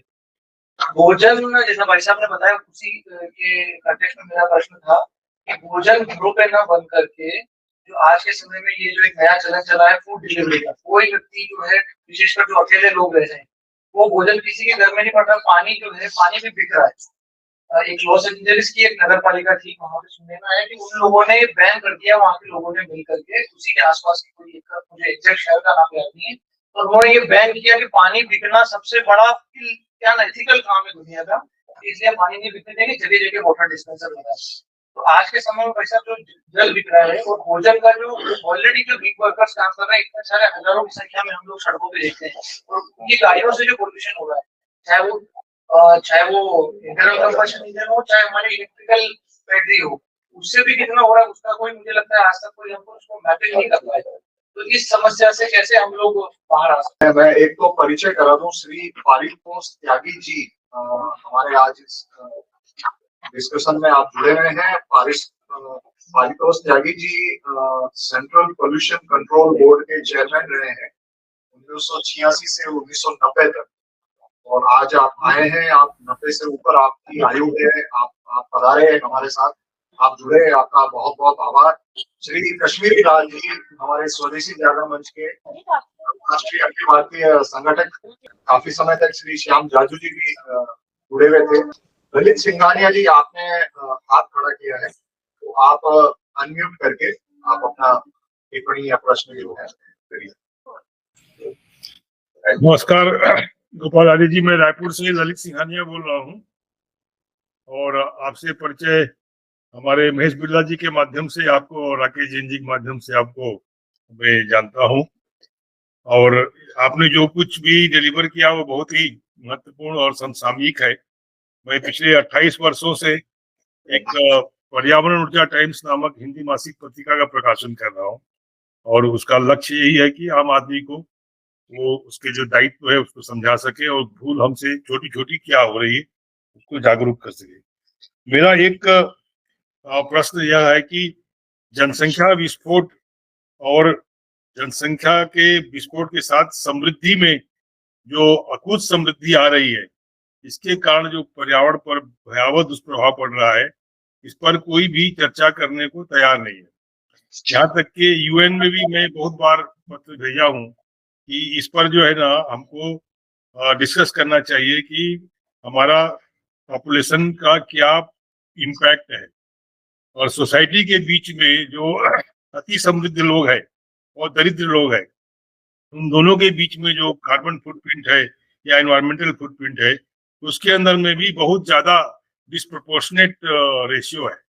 हम लोग जिससे बात करते हैं एवरेज अमेरिकन इतना कंज्यूम करता है, लेकिन मैं अमेरिका बहुत बार रहा हूँ, वहां पर दरिद्र अमेरिकन और समृद्ध अमेरिकन के बीच में पर्यावरणीय गैप बहुत ज्यादा है।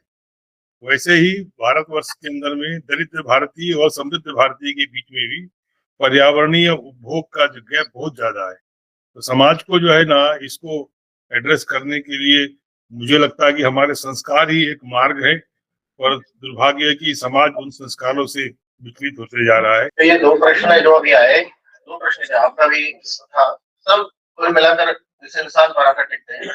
मैं दो उदाहरण देकर ये विषय से बताना चाहता हूँ। हम सबको पता होगा कि सर्वाधिक रेनफॉल कहाँ हो रहा है। तो हम जो पढ़ते थे अब तक चेरापूंजी, मैं भी गया था वहाँ 11 से 13 मीटर यानी 11,000 से 13,000 mm rainfall in a year होता है, और पीने का पानी नहीं है। क्राइसिस वाटर है ड्रिंकिंग का।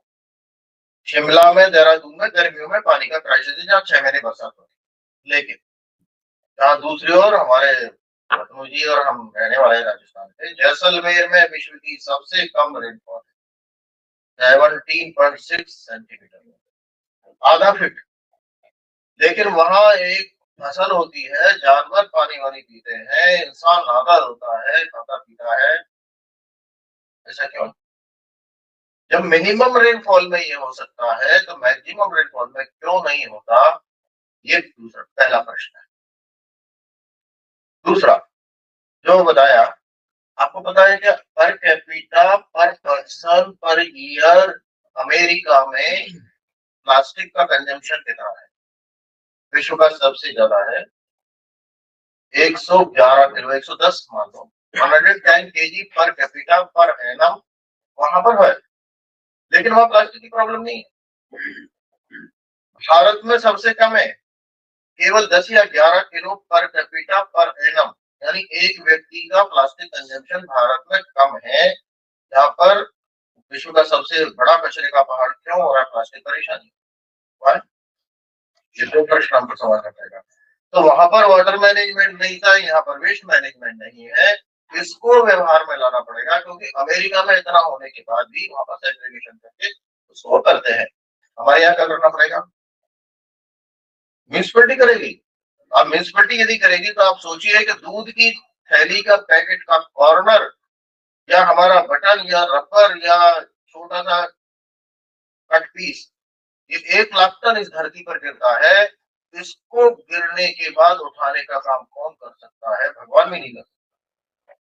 और 1 लाख टन यदि इस जमीन पर गिरेगा तो उसके माइक्रो प्लास्टिक्स से जमीन बंजर हो जाएगी, हो रही है, हो क्या जाएगी। इसलिए हर जगह प्लास्टिक आना, ये प्रॉब्लम है, नो इशू। इलाज केवल ये है कि ये इंसान जब उस कट को पीस नहीं करेगा, जब होगा तो उसको एक बोतल में डालकर उपयुक्त स्थान पर डिस्पोजल करेगा। इलाज यही है, और इसलिए हमको इस ओर बढ़ना पड़ेगा। दिल्ली की एक होने के कारण कोई दिल्ली वाले नहीं है। तो मैं अभी कैलकुलेशन को देख रहा था, मुझे पता नहीं सही है कि गलत है। आपकी जानकारी के लिए पूरे विश्व में प्रति व्यक्ति एज पर WHO नॉर्म 422 पेड़ पर पर्सन होने चाहिए अगर इस इकोलॉजिकल बैलेंस को रखना है। भारत में केवल 28 पेड़ प्रति व्यक्ति है।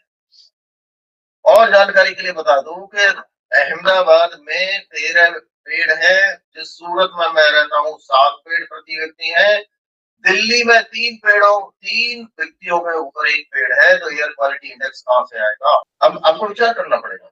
और इसलिए यहाँ का एयर क्वालिटी इंडेक्स बढ़ाने के लिए क्या करना है, साइंटिस्ट बनाएंगे, एक बात है। लेकिन इस इंसान सबसे बड़ा साइंटिस्ट है कि उसको क्या करना है। क्या हर घर में इंडोर प्लांट्स हो सकते हैं? क्या हर घर की छत पर, हर घर की दीवार पर, खिड़की में, मैं आपको, अगर कोई समाधान ही चाहते हैं तो हमारा शुरू हो गया। एक घर में 31 प्लेसेस पर हम प्लांट लगा सकते हैं अपनी जानकारी। 31 स्थान है, चाहे टॉयलेट होगा, चाहे रेफ्रिजरेटर होगा, चाहे हमारी रसोई होगी, ड्राइंग, हम बेडरूम में 8 घंटे रहते हैं, पूरी खिड़कियां और दरवाजे बंद करके, रात भर कार्बन डाइऑक्साइड कहाँ जाती है? क्या आज तक सोचा है क्या वहां पर 25-50 प्लांट नहीं लग सकते? लगे हैं, मैंने देखा है, लोग लगा रहे हैं। लेकिन मैं आपको एक आश्चर्यजनक बात और भी बता दूं, और अगर किसी को है, मैं नाम लेकर भी बता सकता हूँ, दिल्ली का ही उदाहरण है कि यहाँ के एक बहुत बड़े चार्टर्ड अकाउंटेंट, संघ के प्रांत के कार्यवाह, जिनको एक्यूट अस्थमा था, उनके घर में उन्होंने जब 250-300 पौधे लगाए, उनकी पत्नी भी उसमें काम कर रही है, और आपको पता होना चाहिए 3 साल से उनको अस्थमा खत्म है। एक्यूट अस्थमा सबसे बड़ी डोज लेने के बाद ठीक नहीं हो रहा था। मैं आपको लगता है कि हमारे बहुत सारे विद्वान लोग इस कहेंगे कि इसकी साइंटिफिक रिपोर्ट लाओ, तो वो सीए साहब हमारे हैं, वो कहेंगे किसी को साइंटिफिक रिपोर्ट चाहिए तो मेरे को बता देना, मैं खुद उसका साइंटिफिक रिपोर्ट हूँ। तो कृपया ध्यान करें कि अब इंसान को ही समझना पड़ेगा, सुधरना पड़ेगा। एयर क्वालिटी इंडेक्स हर घर में ठीक हो सकती है यदि हम घर में अंदर प्लांट लगाना शुरू कर दें। इंडोर भी हो सकता है, आउटडोर भी हो सकता है, प्लांट को अपने बच्चे की तरह पालिए तो सही। और इसलिए हमने कहा है हर घर नर्सरी हो सकती है, क्या घर घर नर्सरी। और जब वो बच्चे की तरह पाल कर हम बीजारोपण से वृक्षारोपण का एक अभियान पूरे देश में हर घर में ले रहे हैं। आज 2,37,000 घरों में ये बीजारोपण से वृक्षारोपण हो गया। तो आप बाहर की छोड़ दीजिए, खुद की घर के एयर क्वालिटी इंडेक्स हम ठीक कर सकते हैं। कृपया खुद से समाज की ओर और विश्व की ओर हमें बढ़ना पड़ेगा। नमस्कार भाई साहब, मैं डॉक्टर आशुतोष गुप्ता, सत्यवती इग्नी कॉलेज में इकोनॉमिक्स का प्रोफेसर।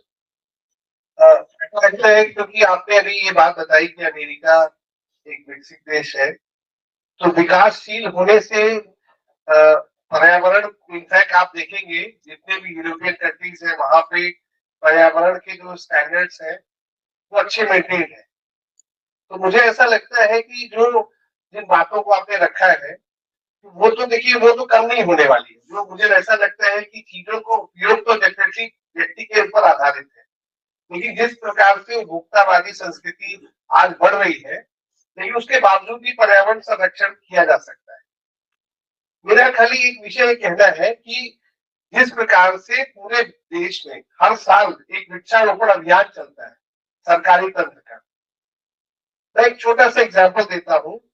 करोड़ों पेड़ लगे, कहाँ लगे, कैसे लगे, उसका कोई मैपिंग, मतलब मैपिंग भी हो रहा है तो क्या हो रहा है। मैं तो कहता हूँ उतनी जमीन कहाँ है, कहाँ लगा दिया आपने।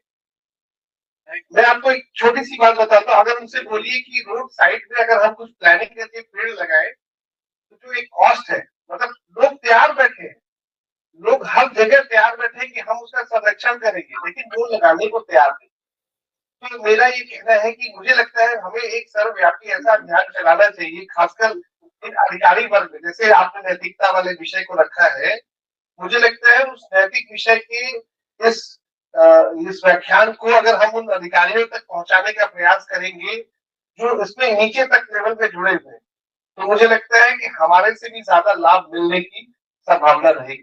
धन्यवाद भाई साहब। में हम लोग एक ही मानव और पर्यावरण की बात कर रहे हैं, तो आहार, विहार और विचार 3 विषय बहुत उसमें आवश्यक हैं जो भाई साहब ने अभी बताए हमको।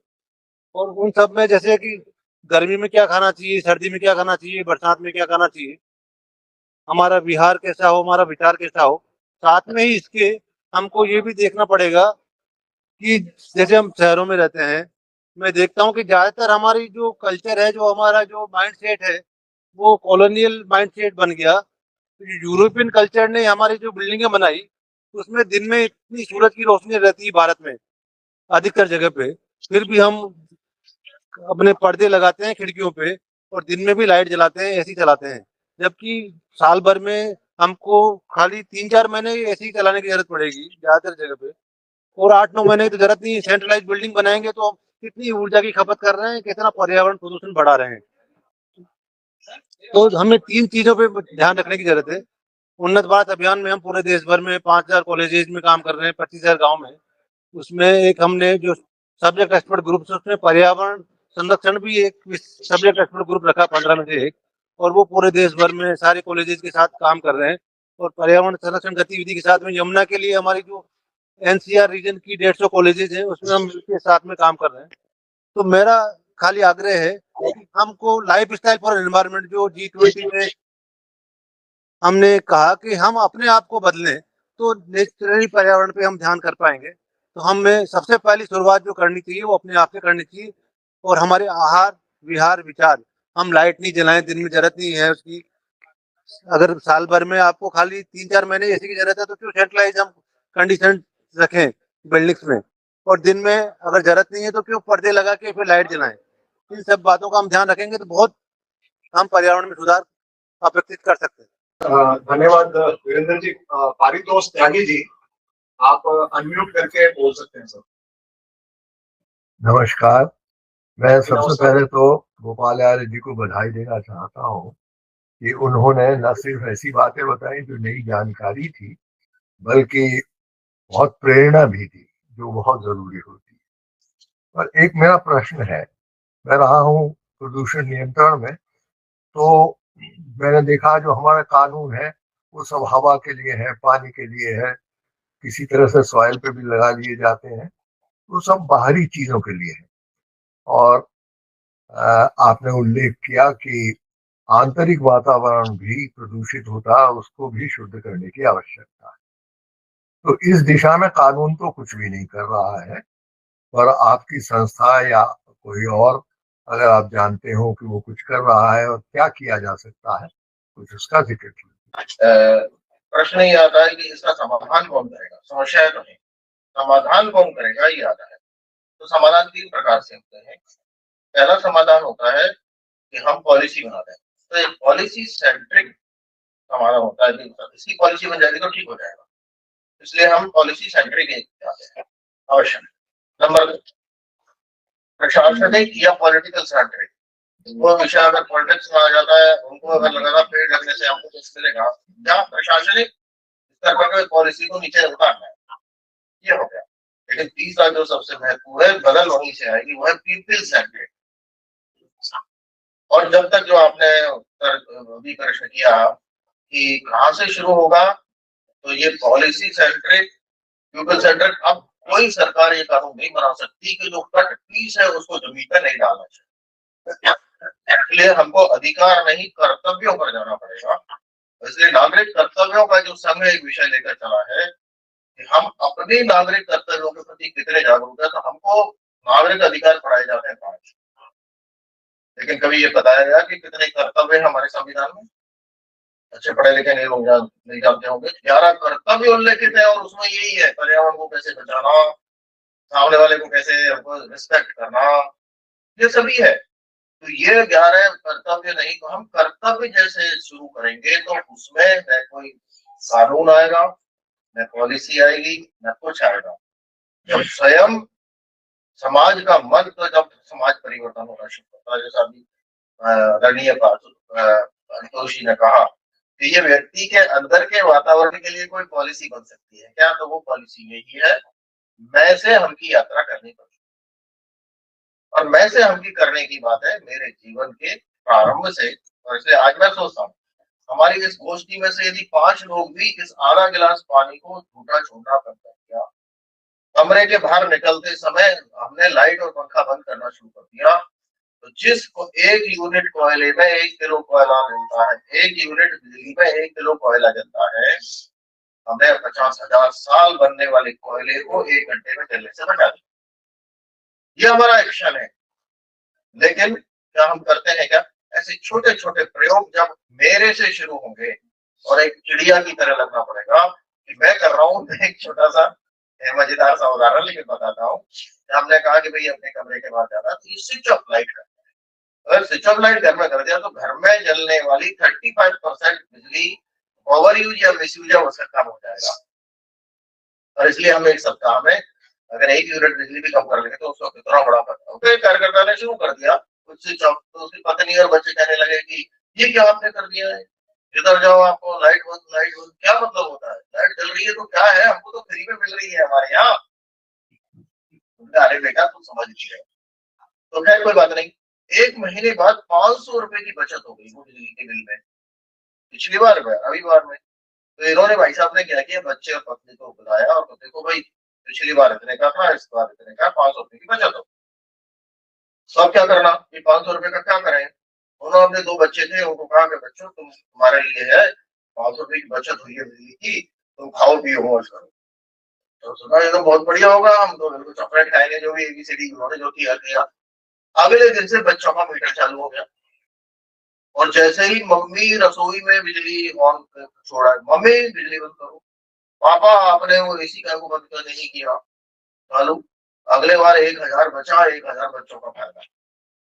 प्रश्न पैसे का नहीं है, प्रश्न क्या है कि हमारे बिहेवियर में बदल आ रहा है क्या, अंत में यही आना पड़ेगा। इसलिए मुझे ये लगता है कि हमको पॉलिसी सेंट्रिक आवश्यक है, पॉलिसी बनी भी हुई है और बन सकती है, बनाई जा सकती है, लेकिन पॉलिटिकल सेंट्रिक भी हो सकता है। वो पॉलिटिकल विल तब होगी कि जब ये पीपल सेंट्रिक हो जाएगा। तो इसलिए हमारा प्रयास बाकी सब प्रयासों के साथ एक छोटा सा फिर वही चिड़िया का प्रयास है कि हम एक एक घर में एक एक व्यक्ति में बदल लाएंगे, आएगा। और इसके आए बिना इसमें परिवर्तन भी नहीं हो सकता। यही समाज परिवर्तन का एक कदम है और वो कदम किसी से नहीं होता। केवल अंतिम बात बता के कि हम जब मंदिर में जाते हैं तो जूते चप्पल कहाँ उतारते हैं, बाहर उतारते हैं। कोई नियम है क्या, कोई कानून है? और अगर चले गए तो क्या हो जाएगा? लेकिन कोई नियम, कोई कानून, कोई व्यवस्था नहीं होने के कारण समाज का ये मन बना है कि नहीं, मंदिर में जाएंगे, श्रद्धा भक्ति जो भी होगी, डर जो भी होगा, सब ये है समाज परिवर्तन। जिस दिन समाज में ये परिवर्तन सामूहिक रूप से आने लगेगा कि नहीं मुझे आधा गिलास पानी नहीं छोड़ना, मुझे अननेसेसरी बात, मेरा ओवर यूज और मिस यूज, तीन है तब तीन है बुद्धिता, ये व्यवहार में नहीं आएगा। तो आज हम एक के साथ एक फ्री ले सकते हैं। कभी विचार किया इस साल मेरे को 2 शर्ट खरीदनी है, केवल एक काम कर दीजिए आपने पर्यावरण का बहुत बड़ा, आपको पता होना चाहिए, एक पैंट और एक शर्ट में 1500 किलो कार्बन क्रेडिट क्या बोलते हैं खपत होता है, और हम एक ही जगह तो ले रहे हैं। अरे वो फ्री में दे रहा है, लेकिन ये जो 1500 किलो कार्बन क्या एमिशन हो जाता है उसके बारे में विचार नहीं किया। तो क्या हम ये कर सकते हैं कि छोटी सी बात, मेरे को 4 की जरूरत है, मैं 3 लूं, मुझे 1 लेना है तो मैं 2 महीने के और देर बाद ले लूंगा। इतना ही करना है कि मेरे को जरूरत है, अभी खरीद रहा है तो 1 महीने बाद खरीद लूंगा ना। आपने बहुत बड़ा कंट्रीब्यूशन किया। हमारे एक भाई साहब है, वो तो और भी एक्स्ट्रा ऑर्डिनरी है, उन्होंने कहा कि मैं सप्ताह में 1 दिन बिना प्रेस के, क्यों प्रेस में भी बिजली चलती है। अरे भाई इतना तो, इसलिए हमको एक बात कहनी पड़ेगी, हमको अभी रिसेट करना पड़ेगा। देखिए हम पुरानी उदाहरण देकर वर्तमान पीढ़ी को नहीं चला सकते, इसलिए इस कंप्यूटर को जो हमारी आ रही है सॉफ्टवेयर, उसको रीसेट करना पड़ेगा, रीडिफाइन करना पड़ेगा। क्योंकि हम मिट्टी से हाथ आज नहीं धो सकते थे, पहले धोते थे। हम कहते रहेंगे कि हम क्या बोलते हैं, बर्तन धोने के लिए क्या करते थे, वो राख लाते थे। राख कहाँ से लाओगे, आज नहीं आएगी। और इसलिए हमारे बच्चे कहेंगे भाई साहब, पापा जी, दादाजी, आप अपनी पुरानी बातें छोड़ो, उस समय तो बिजली भी नहीं थी, मोबाइल भी नहीं था। आज तो बिजली से क्या होता है, वो तुरंत आ जाता है, प्रश्न ही नहीं है। इसलिए हमको हमें रिडिफाइन करना पड़ेगा आज को, वर्तमान युग में। फिर हमको रीस्टार्ट करना, रीसेट, रीडिफाइन, रीस्टार्ट। और होगा ये निश्चित रूप से, नहीं होगा तो प्रकृति एक दिन में करा देगी। मैं रामनिवास जिंदल और पर्यावरण मंत्रालय से डायरेक्टर के पद से रिटायर हुआ।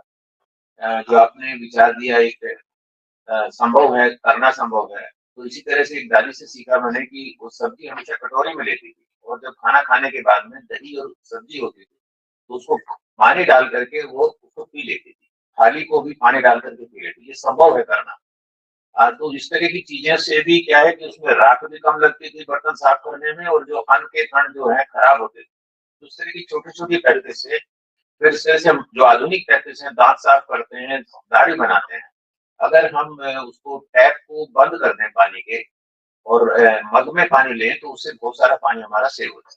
धन्यवाद। मैं professor Neem Kumar Jain, Delhi PG DAV college से रहा हूँ। गोपाल जी से करीब 50 साल का परिचय है और उनकी मधुरता और ज्ञान बढ़ता ही जा रहा है, और एक ज्ञान में वातावरण आपने यहाँ रखा है। तो एक तो रिसाइकलिंग, रीयूज पर हमें जोर देना चाहिए। दूसरा, मेरी एक पुस्तक है history of science and scientific method, world bank की किताब है, और मोस्टली यूनिवर्सिटीज के अंदर वो रखी जाती है। तो उसके अंदर एक चैप्टर है फोटोसिंथेसिस का। उस बात को थोड़ा आगे बढ़ाया है क्योंकि नेचर से सीधा फोटोसिंथेसिस जुड़ा हुआ है। और हमारी जो ज्ञान परंपरा है उसे मैंने देखा, क्योंकि पिछले 78 साल से रोज शाखा जा रहा हूँ, तो मॉर्निंग वॉकर को रोज देखता हूँ। तो बाद में मैंने देखा कि भी 3, 4 बजे, 5 बजे लोग आकर के हरी पत्तियों से लंबे लंबे सांस लेते हैं। तो उस समय सूर्य उदय से पहले का जो ऑक्सीजन, जो पौधे हैं, उस समय कार्बन डाइऑक्साइड तो 24 घंटे छोड़ते हैं।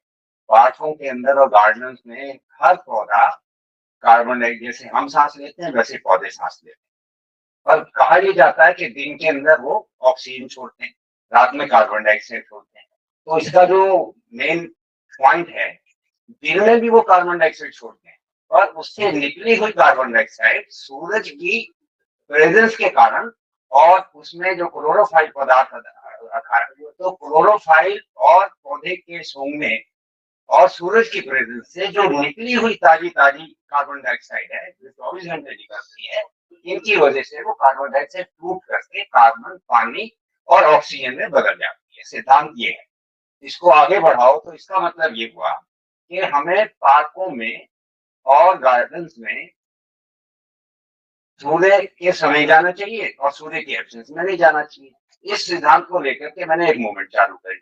इस समय करीब 2000 लोग पार्कों के अंदर ये काम करते हैं कि भाई सुबह शाम जाकर के लोगों को यही समझाओ कि पार्कों के अंदर और गार्डन्स में सूर्य की प्रेजेंस में ही जाना चाहिए।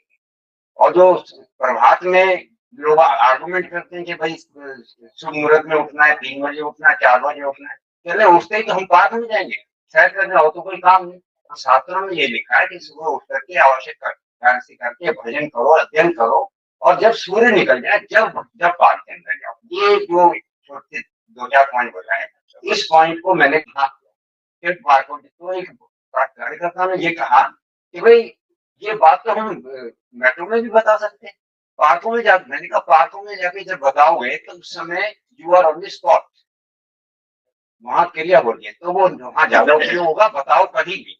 तो इस बात का प्रचार हम को करना चाहिए। मेरा नाम ओम प्रकाश शुक्ला है। मुझे सिर्फ ये कहना था कि जो प्रकृति और जो व्यक्ति है वो अन्य आश्रित है, एक दूसरे पर आश्रित है। तो जो इन्होंने कहा वो चीजें हैं, एडिशन में एक फंक्शन है मेरी कि हमें एक ऐसा एनवायरनमेंट भी तैयार करना पड़ेगा जिसमें इन लोगों को, इन चीजों को माने, जैसे इन्होंने नेमिचंद जी ने किया लोगों को समझा। परिवार हमारे सब टूटते जा रहे हैं हिंदुओं में खासतौर से। और मैं क्योंकि जुडिशरी से रहा हूँ, जुडिशियल ऑफिसर था मैं, दिल्ली से फेडरल कोर्ट में स्टेट रिटायर हुआ, तो मैंने देखा है कि जो विवादों की संख्या परिवार की वो खूब बढ़ते जा रहे हैं। उसका जो प्रभाव है समाज पर बहुत ज्यादा पड़ रहा है, क्योंकि सामाजिक उनकी परिवार की समरसता नहीं है उनमें, इसलिए सामाजिक परिवर्तन नहीं है। तो वो एक दूसरे की बात भी नहीं सुनते। जैसे उदाहरण दिया कि 500 रुपये बच गए तो बच्चों ने सुन लिया, लेकिन वो एक टेम्परेरी इंसेंटिव है, अपने हमें बड़ी चीजें हैं। तो हमें चाहिए कि एक घर घर ऐसा अभियान हो और सरकार अपनी जिम्मेदारी से पूछ सकती है। आमतौर पर कहा जाता है कि जब वो नागरिक पे ज्यादा दायित्व डाले तो इसका समझ सरकार अपनी जिम्मेदारी से बच रही है। तो पॉलिसी के अलावा, व्यक्ति के अलावा जो एक एनवायरमेंट है वो बनाने में सरकार का बहुत योगदान है। मैं एक छोटा सा उदाहरण दूंगा। जगह जगह आप जाएंगे, लोगों को चलान करते हैं, आपने गंदगी फैलाई है, खाना किया है, या हेलमेट के माध्यम से कितने साल हो गए, वो खत्म क्यों नहीं? और तो और जो एमसीडी की जगह है, जो गवर्नमेंट की जगह है, वहां सबसे अधिक कूड़ा मिलेगा। इसका ना हमारे यहाँ वर्क कल्चर या जो एक नहीं है, तो इसीलिए मैं समझता हूँ ध्यान गोपाल जी आर्य और संघ की तरफ से जो विषय रखा गया ये अति महत्वपूर्ण रखा, और आपने जो बोला हम सबके लिए, ये दुनिया के लिए महत्वपूर्ण है कि सांस के साथ जीवन स्टार्ट होना और सांस के साथ समाप्त होना। अब ये सांस के साथ जब हम सांस लेंगे तो ये प्योरीफाई किससे होगी? जो हवा है, दुनिया में कोई भी व्यक्ति, कोई भी मशीन आज तक नहीं बनी कि जो इस हवा को शुद्ध कर सके। तो जो महत्वपूर्ण है हमारे लिए वो तीन ही चीज है, हवा, पानी और भोजन। और हवा शुद्ध करने के लिए हमारे पास हमारे शास्त्रों का आपने उल्लेख किया, उसमें जो वेद से हुआ और जो यज्ञ के साथ हुआ कि हम हवन के साथ से, हवन के बिना कोई भी हवा शुद्ध नहीं हो सकती बशर्ते कि उसको हवन करना आता हो। तो हमारे लिए जो आपने सांस छोड़ने से जीवन शुरू किया, लेने से और छोड़ने पर समाप्त कर दिया, उस सांस को ठीक करने के लिए अगर कोई पर्यावरण को ठीक करने का सिस्टम है तो हवन है। मेरा नाम भारत भूषण दिनकर है, मैं सीनियर एडवोकेट, सीनियर मेडिएटर। मेरा एक ही मानना है, जैसा कि आपने बताया, निचोड़ है इस सभा का, जो चर्चा हुई उसको अपने आप में लागू करना है। अगर हम अपने आप में पहले से लागू कर रहे हैं, हम इंडोर पौधा लगाए हुए हैं अपने रूम में भी, छत पे भी, और पानी बिजली को हम स्विच ऑफ करते हैं क्योंकि हमारे बच्चे पत्नी नाराज होती है। जहाँ काम हो रहा है वही उसी रूम का लाइट जलाओ, बाकी जगह का लाइट बंद करो और हर जगह का नल मत खोलो एक साथ हर जगह की बिजली मत जलाओ। जैसे पानी का मीटर भी चला दिया, हीटर भी चला दिया, और पूरा जो है पूरा का निदान की बात वो स्वतः हम सवेरे उतरते हैं ऑफिस जाने के तो पूरा लेते हुए जाते हैं। वो अपने आप में मैं से आपने कहा एक लाइन निचोड़ है, हमें खुद करना पड़ेगा, ना समाज पर निर्भर करना पड़ेगा और न कानून पर, न व्यवस्था पर और न संस्था पर। धन्यवाद। नमस्कार सर, मेरा नाम देवेंद्र है और मैं बाय प्रोफेशन मीडिया में हूँ। मौसम तक नाम से एक यूट्यूब चैनल भी चलाता हूँ, तो और साथ में संघ में महिला जिला प्रचार संघ। मेरा सवाल ये है कि दिल्ली में जितने पौधे हैं, आपने कहा कि 3 लोगों का एक पौधा है, एक पेड़ है, तो जो पौधे हैं भी वो ज्यादातर जंगली हैं। उनसे माना जाता है कि उनकी उपयोगिता पर्यावरण के लिए बहुत कम है या मनुष्य के लिए। तो इसके बारे में थोड़ा सा ज्ञानवर्धन करें क्योंकि मेरी जिज्ञासा इसको लेकर। I just want to comment, मेरे को ये था कि आपने जैसे कहा ना, व्यक्तिगत व्यवहार में परिवर्तन जो है वो सबसे मुश्किल काम है। अगर हम उसको देखें तो व्यक्ति से परिवार, परिवार से समाज, वो तो एक बहुत बड़ी कड़ी है, लेकिन हमारी सरकार है और पॉलिसीज जो है वो बहुत इंपॉर्टेंट पार्ट प्ले करती है बिहेवियरल चेंज में। हम जितनी हम पॉलिसीज बना रहे हैं, मैं policy in governance civil service academy में रिटायरमेंट में पढ़ाता हूँ, संयुक्त सचिव रिटायर हुआ रक्षा मंत्रालय से, लीडरशिप का नर्सिंग कोच हूँ। तो मेरा ये कहना है कि हमारी सरकार, हमारी विचारधारा की सरकार होती है, अभी हम जो क्वेश्चंस को है वेस्टर्न फ्रेमवर्क में देख रहे हैं। The need is to reframe the question from an Indian perspective and then find the solution. कुछ अच्छे प्रयोग हुए, नच करके एक टूल है जो हम पॉलिसी फॉर्मुलेशन में यूज करते हैं। अब एक जियोलॉजिकल पार्क में लोग पानी की बोतल लेके जाते हैं और अंदर फेंक देते हैं, तो उसको सॉल्व करने के लिए उन्होंने क्या कहा कि भाई हम बोतल जो मिलेगी 50 रुपए की मिलेगी, और जब वो बोतल आप बाहर आके वापस करोगे तो 40 रुपए हम आपको वापस कर देंगे। तो इस छोटे से टूल ने वहां पे इतनी सफाई रख दी कि वहां लोग, क्योंकि 40 रुपया लगा है, तो जैसे आपने दूध के थैले की बात की, तो क्या ये मदर डेयरी या इस तरह के ऑर्गेनाइजेशन ऐसी कुछ नजेस क्रिएट कर सकते हैं कि भाई आप दूध की थैली वापस कीजिए और 25 पैसा पर थैली हमें दे दीजिए। एक घर में अगर ठीक है, जो बहुत संपन्न है उसके लिए मैटर नहीं करता, लेकिन एक आम आदमी के लिए मैटर करता है कि और महीने में 50 रुपए अगर दूध की थैली के वापिस लेके, और जैसे मदर डेयरी अपना काम कर रही है, सरकारी संस्थान है, ऐसे छोटे छोटे पॉलिसी इंटरवेंशन अगर हम गवर्नमेंट में इंट्रोड्यूस कर सके, that will also make an equal impact to the behaviour change है सबसे जरूरी, बट वो मुश्किल भी है उतना। हाँ, प्रणाम भाई साहब, मैं पश्चिमी राजस्थान से बोल रहा हूँ, चूरू से। मेरा एक छोटा सा सवाल है कि सारगर्भित आपने जो भी बातें बताई, निश्चित रूप से आत्मानुशासित रहते हुए हम लोग कर सकते हैं। पश्चिमी राजस्थान में ओरण और गोचर की परंपरा ये पूरे भारत में थी। जहाँ देवी देवताओं के मंदिर थे वहाँ गोचर थी, और बीकानेर में जो देशनों के मंदिर से ज्यादा महत्व ओरण की परिक्रमा का है। हमारी गोचर और ओरण है, उसका संरक्षण का अस्तित्व धीरे धीरे खतरे में पड़ता जा रहा है। निश्चित रूप से सामाजिक जागरण के साथ साथ राज्य सरकारें और संघ सरकारें में थोड़ी सी जागरूकता होती है तो निश्चित रूप से पर्यावरण को बल मिलेगा। दूसरा मेरा एक ऐसा सुझाव तो क्या, सूर्य को भी दीपक नहीं दिखाया जा सकता है, ये जितने भी विंड के प्रोजेक्ट लगते हैं, जैसे पश्चिमी राजस्थान जहाँ आप जैसलमेर की बात कर रहे थे, वहाँ विंड प्रोजेक्ट के कारण जो पंखा लगता है उसके 1 किलोमीटर बाई 1 किलोमीटर एरिया का कोई उपयोग नहीं होता है। वहां एक कंपल्सरी एक आदेश जारी कर दिया जाए कि नीचे कम से कम आपके इतने पेड़ पौधे होने चाहिए, नर्सरी होनी चाहिए, ताकि उससे होने वाला नुकसान है उसकी है वो भरपाई की जा सकती है। तीसरा पश्चिमी राजस्थान में जो सोलर के प्रोजेक्ट लग रहे हैं, उसकी जो सोलर के लिए जमीन दी जाती है वहां निश्चित रूप से वनस्पति कटती है।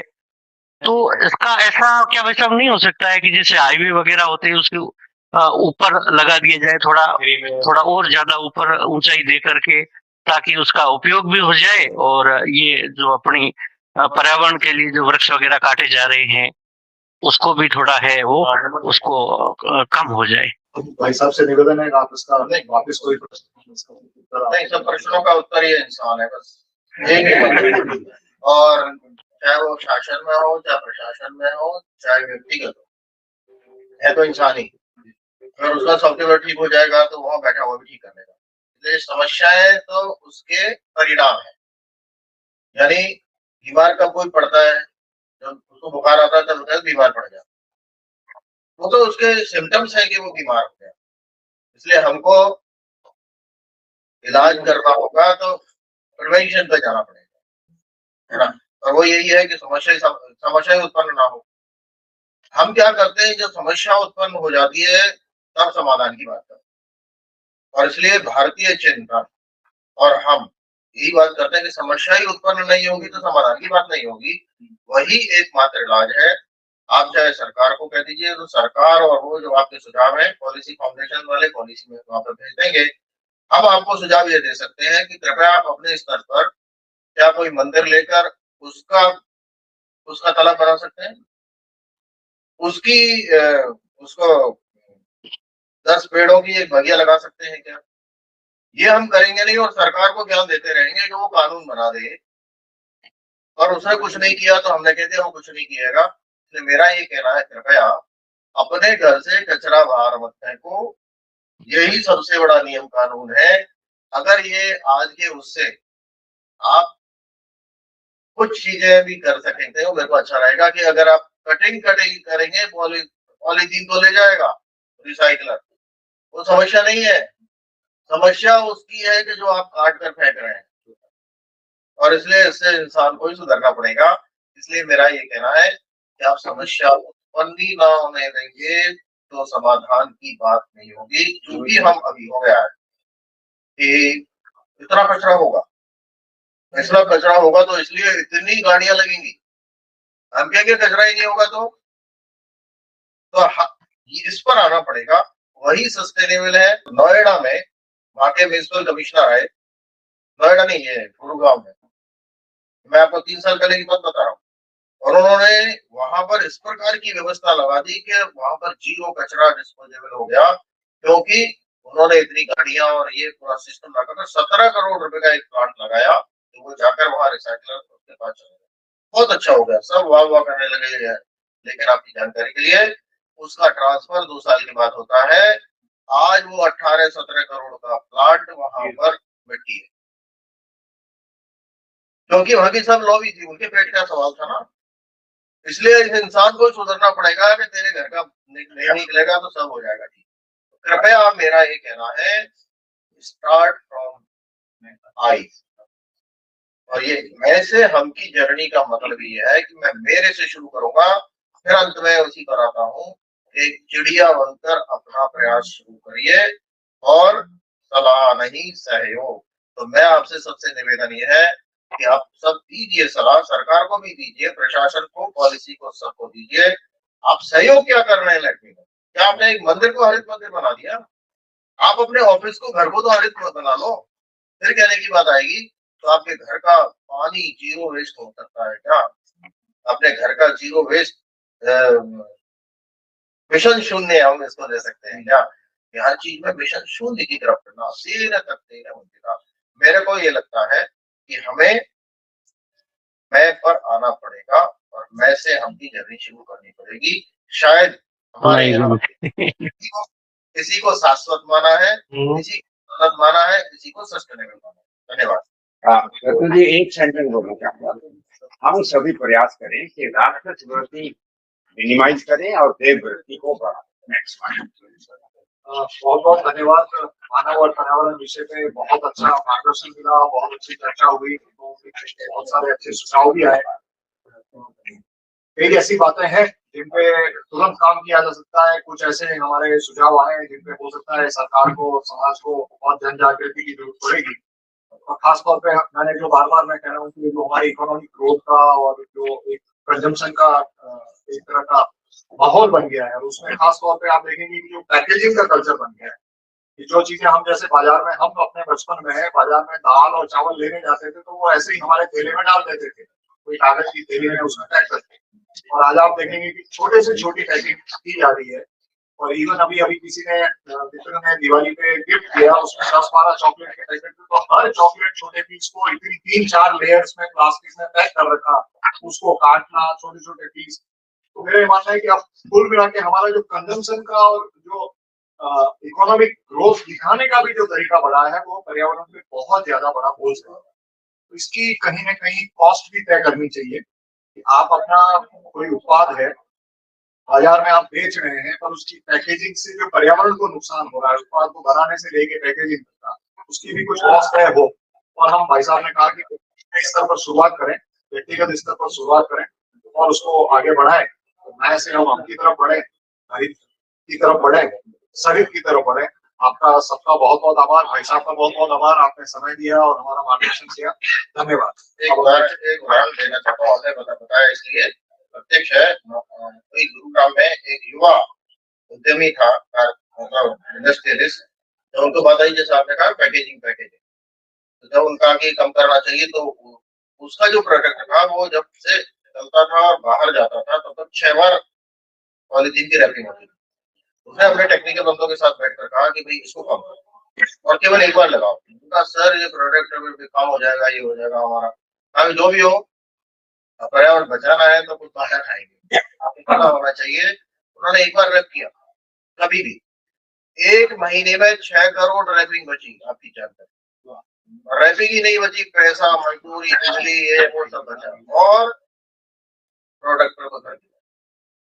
हिम्मत तो करें, आज इसको सब कोई करेगा। ये तो साक्षात उदाहरण एक दो नहीं, बहुत सारे हैं। तो ये हमको हमसे बात वहीं से शुरू होती है। उसके लिए पॉलिसी नहीं बनाई जा सकती थी 5 बार करो 1 बार, लेकिन हम अपने से शुरू करेंगे तो शायद ये उस चिड़िया की तरह वापस समाज में सलाह नहीं सहयोग।